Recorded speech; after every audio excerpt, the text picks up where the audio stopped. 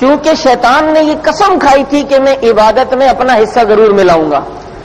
تو قبرستان جانے کا مسئلہ یہ یاد رکھیں کہ آپ صلی اللہ علیہ وسلم نے اہتمام سے اور صحابہ نے اہتمام سے اس رات میں قبرستان جانے کا عمل نہیں کیا ہے۔ ٹھیک ہے، آپ صلی اللہ علیہ وسلم ساری زندگی میں ایک بار شب برات کو قبرستان میں تشریف لے گئے۔ مفتی شفیع صاحب رحمۃ اللہ علیہ نے فرمایا چونکہ یہ عاشق جو ہوتا ہے وہ عشقیہ انداز میں اپنے محبوب کی اداؤں کو دیکھتا ہے۔ مفتی شفیع صاحب رحمۃ اللہ علیہ فرماتے ہیں کہ چونکہ ساری زندگی نبی ایک مرتبہ اس رات قبرستان گئے، تم بھی ساری زندگی ایک مرتبہ جا کر نبی کی سنت کو کامل درجے میں پورا کر کے دکھاؤ۔ باقی باقاعدہ اہتمام سے ہر سال جانا یہ سنت نہیں ہے، اور کم از کم آج کے دور میں جانے سے تو بہت زیادہ بچنا چاہیے، کیونکہ آج کے دور میں یہ مسئلہ یاد رکھیں، جہاں حرام میں پڑنے کا ڈر ہو، ایک مستحب عملی ہو، اس کو انسان چھوڑ دے حرام سے بچنے کے لیے، وہاں جائیں۔ اب تو قبرستان کے اندر اس انداز میں جایا جاتا ہے جیسے کسی پکنک پوائنٹ پہ آئے، سی ویو پہ تفریح کے لیے آئے ہیں، بچے ہیں ان کو ماں باپ تیار کرتے ہیں، نئے جوڑے پہناتے ہیں، عورتیں خود تیار ہوتی ہیں، مرد خود چلو جی ابا، ایسا لگتا ہے ابا نے کوئی ڈیفینس میں گھر لیا ہوا ان سے ملنے جا رہے ہیں۔ مستورات کو بھی جو ہے وہ لے کے چلتے ہیں۔ سنیں، آج رحمت کی رات ہے، رسول اللہ صلی اللہ علیہ وسلم نے مشکاۃ شریف کی روایت ہے، 3 قسم کے لوگوں پہ لعنت فرمائیے۔ لعن رسول اللہ صلی اللہ علیہ وسلم زائرات القبور والمتخذین علیہ المساجد والسرج، نبی نے قبرستان جانے والی عورت پہ لعنت فرمائی ہے، قبرستان جانے والی عورت پر آپ صلی اللہ علیہ وسلم نے لعنت فرمائی ہے، اور قبروں پر سجدہ کرنے والوں پر لعنت فرمائی ہے، اور قبر پہ کوئی آگ کی چیز، چراغ ہے یا اگربتی ہے یا موم بتی ہے، اس طرح کی چیز جلانے والے پر بھی لعنت فرمائی ہے۔ میں حیران ہوتا ہوں، جس چیز کو نبی سبب مرض بتائیں ہم اسے سبب شفا سمجھیں، یہ کون سی مسلمانیت ہے؟ اتنی ساری موم بتیاں لے جاتے ہیں۔ مجھے اس کی نیکی یا فضیلت کے کوئی ایک کانسیپٹ تو بتایا جائے، پگھل پگھل کے وہ ختم ہوگی، بلکہ پگھلنے کو اس کو ٹائم ہی نہیں ملتا، ہوا اتنی تیز چل رہی ہے ویسے ہی بجھ جاتی ہے، ساری وہاں جمع ہوتی ہیں، وہ ضائع ہو رہی ہے۔ اور ایقاد النار علی القبور فمن رسوم الجاہلیہ، فتاوی عالمگیری میں ہے کہ قبروں کے اوپر یہ چراغ، یہ آگ کی چیز جلانا یہ زمانے جاہلیت کے کاموں میں سے ہے، ابو جہل والے یہ کام کیا کرتے تھے، اور اللہ کے نبی نے فرمایا اللہ کی نظروں میں سب سے مبغوض اور سب سے برا آدمی اللہ کی نظروں میں وہ ہے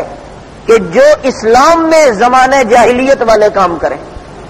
تو اس لیے اس چیز کا کوئی تصور نہیں۔ قبرستان کے کچھ طریقے ہیں، ایسا نہ ہو وہاں جائے تو اب وہاں پر جا کر جو ہے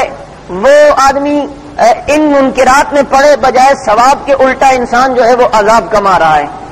مستورات کو کسی صورت جانے کی اجازت نہیں ہے۔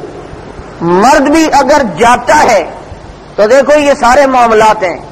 آج آپ قبرستان جائیں وہ قبرستان نہیں لگتا۔ قبرستان جانے کی اس لیے کہا تھا کہ رات کو اندھیرا ہو، اس کو ذرا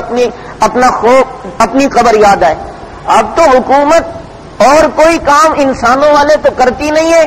شب برات آئے گی، اس کا اہتمام ہوگا جی قبرستان میں لائٹنگ بہت زیادہ ہو، صفائیاں بہت زیادہ ہوں۔ اب مجھے بتائیں وہاں جا کر قبر کو دیکھ کے ڈر لگتا ہی نہیں ہے۔ ایسی ایسی ٹائلیں قبروں کے اوپر کہ لوگ دیکھ کے کہتے ہیں یار کچن میں یہ والی ٹائل ہونی چاہیے تھی، اپنے گھر کے بیڈ روم میں باتھ روم میں یہ والی ٹائل ہونی۔ یہ تو ہمارا حال ہے۔ ایک بالش سے اونچی قبر بنانا جائز نہیں، یہاں پورے ورلڈ ٹریڈ سینٹر تیار ہوتے ہیں، قبروں کے اوپر آیتیں لکھی ہیں،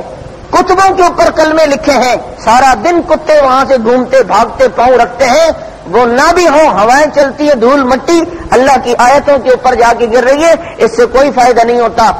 پکی قبر پہ 70 سال تک ایک رحمت کا قطرہ نہیں گرتا، پکی قبر پہ۔ اور کچی ٹوٹی پھوٹی قبر جو ہو جائے، اللہ رب العزت اس کی بے حالی کو دیکھ کے ترس کھا کے صاحب قبر کو بھی بخش دیتے ہیں، مغفرت فرما دیتے ہیں، اس کا ٹوٹا ہوا گھر ہے، کوئی پوچھنے والا نہیں، میں نے بھی معاف کر دیا۔ اس لیے ان چیزوں سے احتراز کریں۔ جہاں تک مسئلہ پھولوں کا ہے،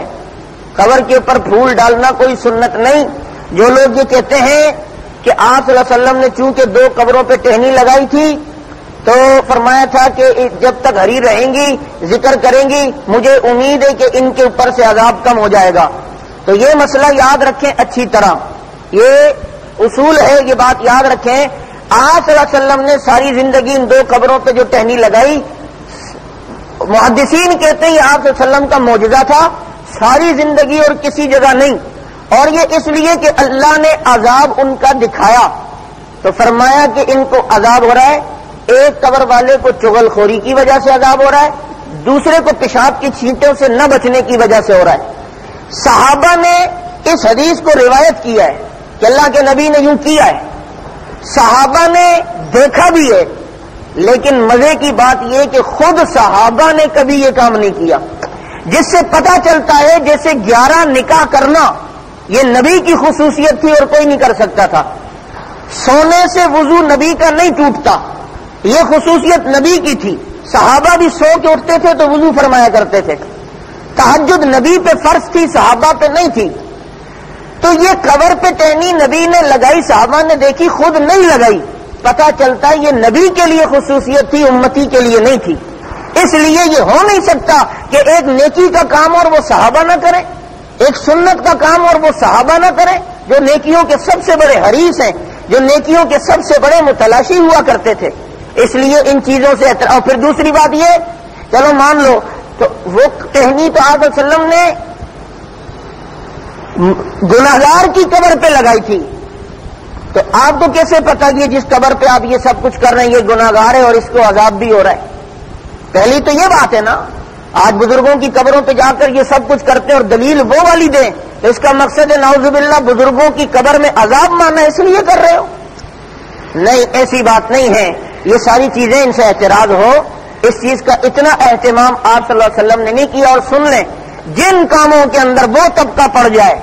وہ طبقہ شامل زیادہ ہو جائے جو نمازیں نہیں پڑھتا، روزوں کی طرف نہیں آتا، ذکر کی مجالس میں نہیں آتا،